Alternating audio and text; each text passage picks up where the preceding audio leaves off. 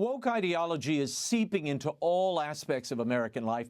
Parents are going to war with school boards over critical race theory. Is America in decline, or is this just a rough patch in our nation's history? Here to discuss is Matt Schlapp, chairman of the American Conservative Union, and Diehl Hudson, host of Church and Culture on Ave Maria Radio. Thank you both for being here. They are co-authors of a brand new book, The Desecrators, Defeating the Cancel Culture Mob and Reclaiming One Nation Under God. Gentlemen, I want to start with you, Matt. Who are these desecrators that you identify in the book, and what's their end game? Well, I think it's a very niche group of far-left radicals, many financiers like George Soros. It seems like you're getting to the question that's the hardest to answer. This attack on everything that's good, that's holy, that's transcendent, that makes people happy, this attack on America, the ultimate result of all these attacks and this destruction and this desecration is chaos, is nihilism, is nothingness, is a world without a strong America. So it's hard to know why they don't understand that that will be the result of all of this, but that's, nearest I can tell, what they want. Matt, this is your first book, and you write in the acknowledgments, quote, "The America we cherish could crumble, and with it the core freedoms around the globe that America impacts, starting with religious freedom." What makes you feel that we could lose the America we cherish, and why is religious freedom the most vulnerable around the world as a result? Well, I think the reason why we could lose America is because I believe there's more people who think like we do, or at least are in the zone, than want to destroy America and hate parents and hate cops and hate the military. I think the problem is for too long we were conditioned to believe that if we were white or straight or Christian, or male, we didn't have a voice anymore. We needed to shut up and pipe down. We had our time, and we did that, too many of us. I take fault in this for myself as well, and we ceded too much ground to this very niche, small minority, and they have really taken over fast. Look what they're doing in pro sports with Enos Freedom, and look what they're doing at the corporate boardroom on voter ID and other questions. And I just think overseas, you know, Raymond, when we did our CPACs overseas in Asia and South America, everyone said the same thing. Oh my gosh, if we lose America, we're all doomed. Diehl, you taught at universities for 15 years. How much of Marxist thinking has been incubated and spread via campuses, via the university setting? Well, Raymond, you've hit the nail on the head. And let me add to that, I started my university education in 1967, and I saw all that we're seeing now grow step by step by step. Remember the death of God. Remember existentialism. Remember the birth of feminism, especially the feminism that was so violently pro-abortion. Remember multiculturalism, which was not that. It was a disguise of wanting to do away with Western grace books-based curriculums. So what we're reaping right now is what has been sown over the last 60 years. And I lived through that to a certain extent. You lived through that and still do in your position. But what we've got to do is say, look, monotheism means something. It means there is one God, there is an absolute, there is right and wrong, there is law, there is civil law that should correspond to God's law, and there is a reality that the mind can know if it conforms the mind to reality. What they're teaching in the universities right now is your mind doesn't have to conform, it can construct its own reality. Every individual can construct their own meaning of existence. That was part of a Supreme Court decision on abortion. So we have in our own Supreme Court enshrined the principles of deconstruction, the principles of desecration that we're dealing with right now. This week, parents, and it's a great follow-on because, Diehl, what you're really speaking to is the consequences of ideas, the consequences of thought and stories that are imparted not only in the university setting, but this week in San Francisco, parents turned out their school board. Residents have recalled 3 members of the city's school board for what critics called misplaced priorities and putting progressive politics over the needs of children during this pandemic. Is the tide turning from this progressive agenda, Matt? And it seems to be blurring along political lines. Well, when I got up the other morning and saw what happened in San Francisco, I tweeted out, what must it take to be too radical to serve on the San Francisco School Board? Even radical voters themselves are saying, hey, this is too much. So is there hope? I say absolutely. Look what happened in the Commonwealth of Virginia where we're raising our kids. People just said, I've had enough. And what I see in polling, and I've looked at a lot of polling because it's so interesting to see all the political changes around the country, independents are very close to mirroring Republicans in their views right now. The election this year won't just turn on inflation and bad economics and weakness projected abroad. It's going to turn on woke. It's going to turn on this idea that if you believe in America, that you're racist and that you're a hater, that if you believe in marriage and if you believe in gender, that you're anti-science. That is what this will turn on. What's happening is that there's a new coalition that's developed amongst people that aren't necessarily Republicans, they're not necessarily conservatives, they're not all Christians, but they think there's something good and decent and needed about America and America's founding. So, Matt, that's an interesting insight. You then believe this upcoming election, these midterms, are going to be a referendum on wokeism. That's what you're saying. That's right. That's right. Okay. And also in San Francisco, go ahead. Republicans often think everything is about tax cuts and everything is about regulations and everything is about judges. Those things are important, but a lot of Republicans are missing what's underneath the strongest motivation to get out there and vote this November. Also in San Francisco, Levi's brand president, Jennifer Say, says she was forced out of her job for speaking out publicly against California school closures due to COVID-19. She gave up $1 million severance the company had offered her in exchange for signing a non-disclosure agreement about her departure. Now, Say is not a conservative. She was an Elizabeth Warren supporter. I'm going to read this to you, gents. The comments from Levi's employees picked up about me being anti-science, about me being anti-fat.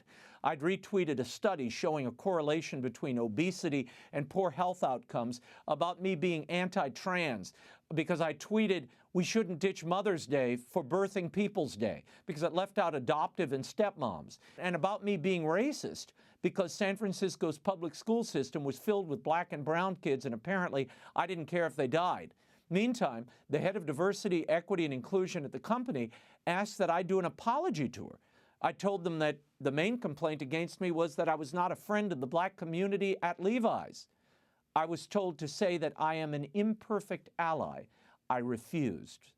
Deal, Jennifer Say is the mother of 4 children, 2 of whom are black, and she was advocating as a parent to open schools. What's going on in corporate America that they would force her out of the job, and what does it say about the direction of the country politically, Say herself?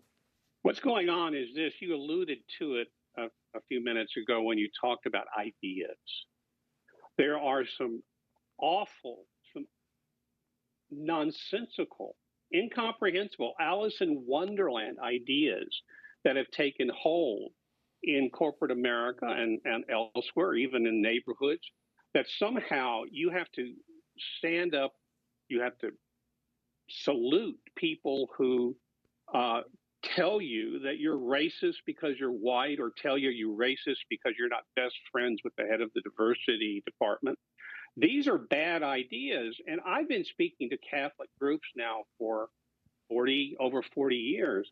And I must say that as I've gone around the country over the years, it's very hard to get Catholics engaged in ideas. Very hard to get them to think philosophically, theologically. It's so easy to diagnose what is wrong with what happened to the CEO of Levi Strauss. It's so easy to see that this is just a shaming process based upon bad ideas that have no credibility, which, if given a chance, could be easily refuted in the public marketplace. No, but what happens?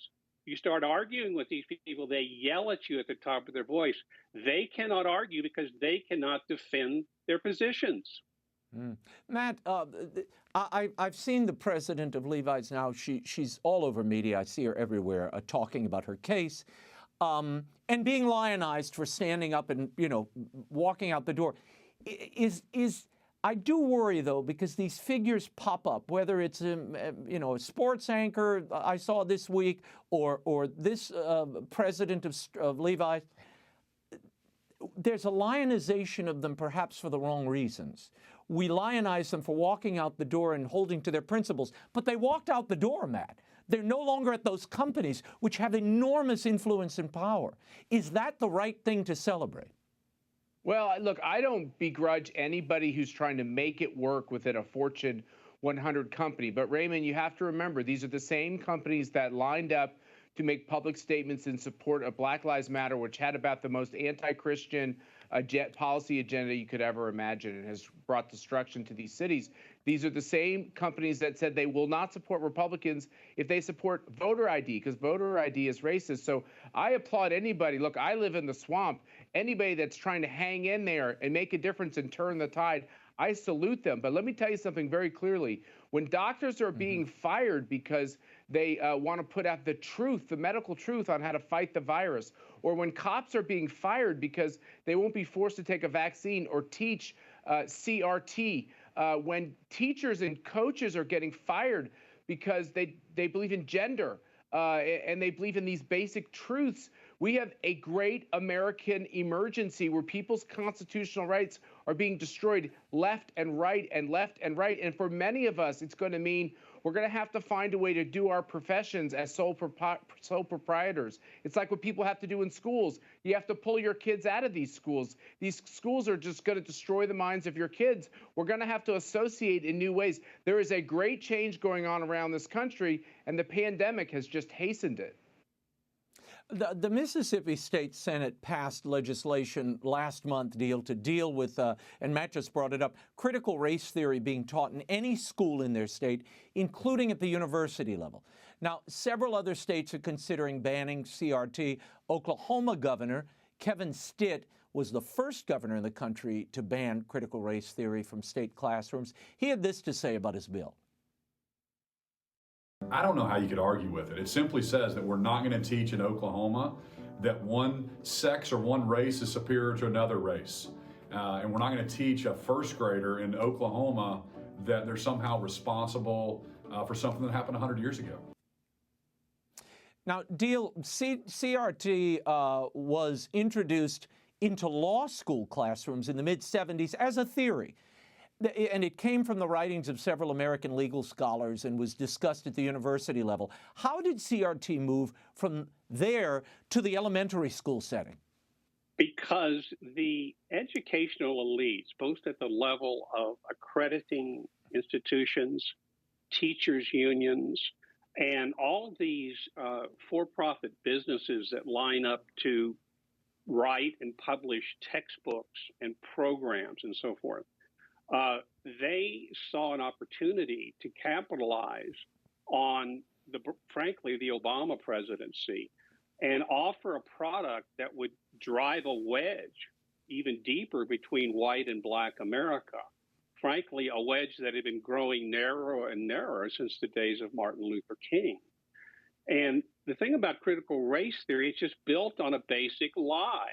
Not only is it racist, as that governor just said, but the lie is that the United States of America was founded primarily in order to protect the institution of slavery. If you've ever studied the opinions of the founders, the debate at the Constitutional Convention over slavery, their personal positions and so forth, you'll realize that the opposite is the case. The country was founded in spite of the fact that there were certain Southern members of the Constitutional Convention that insisted on slavery being kept legal. And there was clear majority of members of that convention that said, we will let you have it for the time being, but it's going to be gone, and it's going to be gone pretty soon.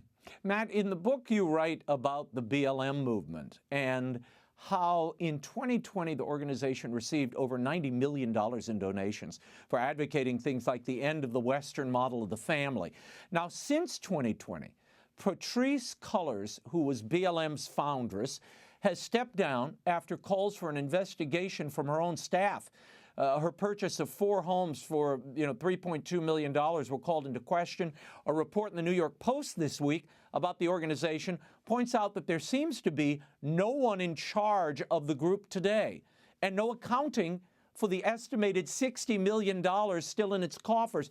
Matt, how much damage did the BLM organization do vis-a-vis racial relations and harmony? And did the media play a role here? Yeah, for sure. I think there's a lot of guilty parties, Raymond. I don't think they don't have as one of their goals racial harmony. They're revolutionaries.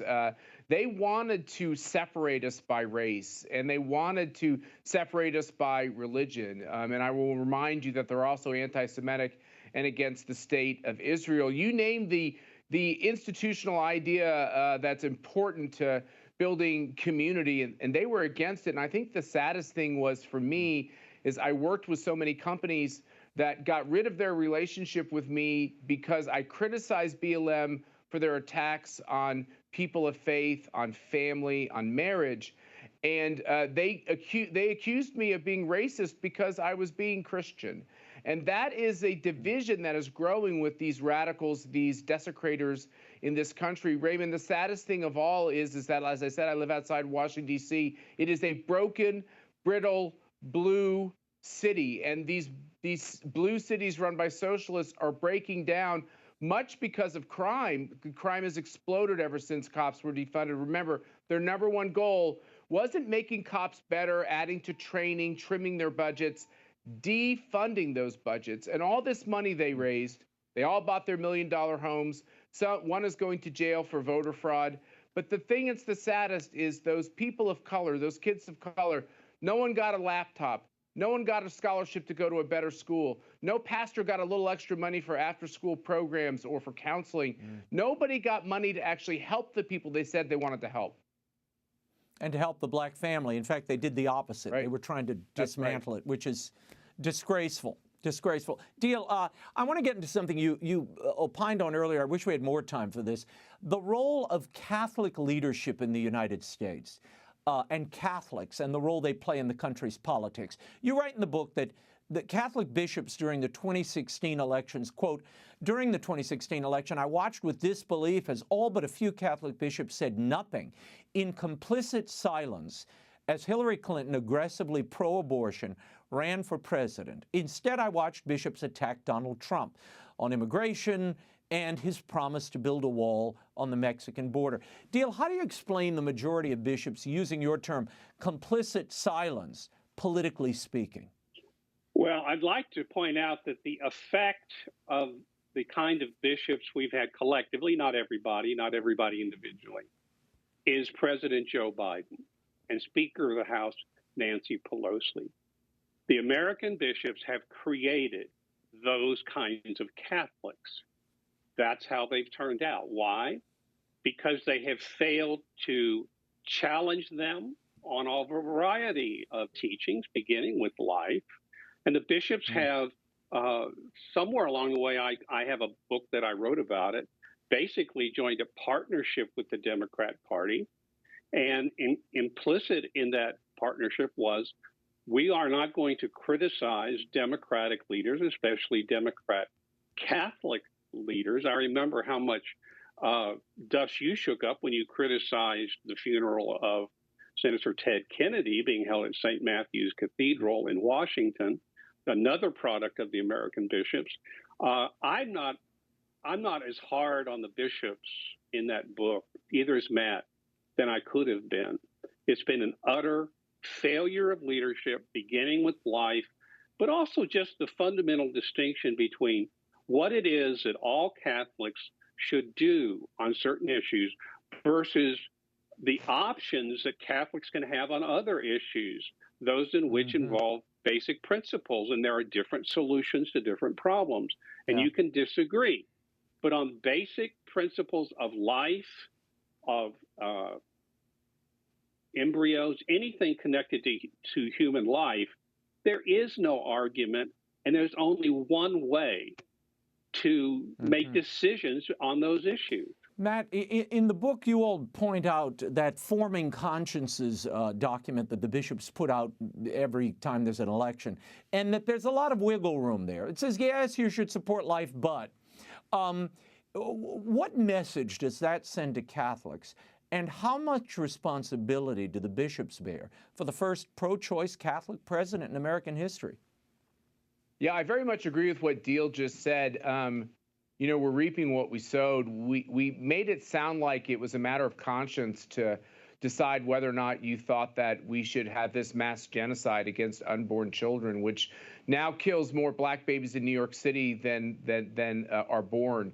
These are tragic numbers that are out there in society. And we've taught a couple of generations of young people that life is easily discarded. What a shock that so many of them are tossing away their own lives with drug overdoses, just going off the charts. So this Joe Biden, Nancy Pelosi, with the genuflection of too many leadership in our church, acquiescence, I guess I should say, to this idea that life is just a political decision that we decide, well, I'm for it or I'm against it. It seeps into every element of society. And what we're seeing is a tragic sadness throughout young people who have this whole great big life to look forward to, and they're throwing it away, and they're throwing away the lives of too many unborn children. And, you know, I just don't believe that God's going to honor people who have as their basis, remember the basis, the sacrament of the Democratic Party today is abortion. That's the basis for everything they do on their side and the build out of their coalition. And I think it's evil, and we ought to call it what it is. Diehl, and then Matt, at the end of the book, you go through steps that Americans can take to reclaim one nation under God and put religious freedoms back in the public square. I want your take in our remaining moments about what people can do. But I also want to posit, you ask people to essentially save the republic. But one has to be honest, and I think you are, and say people get the representatives that reflect their hearts and their soul. And if a society is debased, their representatives are going to follow suit. So how can they save themselves when they're lost? Diehl. Well, in fact, they can. And there's several reasons why. There is, first of all, natural law, which is alive and well in the human heart, regardless of how people want to define it. Secondly, there's education, and I can't stress any more than I have how important it is to get teachers in schools that aren't going to continually make, you know, third graders question their gender. So what you have is this process whereby students who are maybe basically conservative go to a university, they're liberalized, and they go on to go to teachers' colleges, and they're more liberalized, or they go into journalism school and they end up running CNN. So you get the reason why so many of the elites are at the head of the wokeness and the cancel culture crowd is because they were educated that way. That's what they think is true. And so we have to begin to care enough about ideas to say, okay, I'm going to sit down tonight and I'm going to look up the meaning of freedom in the Catholic Catechism. And what I'm going to find out is freedom doesn't mean the freedom to do anything you like. The freedom means you're connected directly to God's will, and you're trying to be obedient to God's law. Then you're free. You're not free when you simply try to define the meaning of your own existence. Matt, I'll give you the last word. How is someone going to get a job in one of these companies unless they go along with all this stuff that's against their faith? How are they going to get ahead and get to a great school if they disagree on all these basic principles? They're simply not going to get those positions. And I think it's making all of us wake up to say, we might have almost lost America, but it's that almost. It's that almost that's the springboard to get it back. Gentlemen, thank you. We will leave it there. The Desecrators Defeating the Cancel Culture Mob and Reclaiming One Nation Under God by Matt Schlapp and Diehl Hudson is available now at bookstores everywhere and online. Thank you.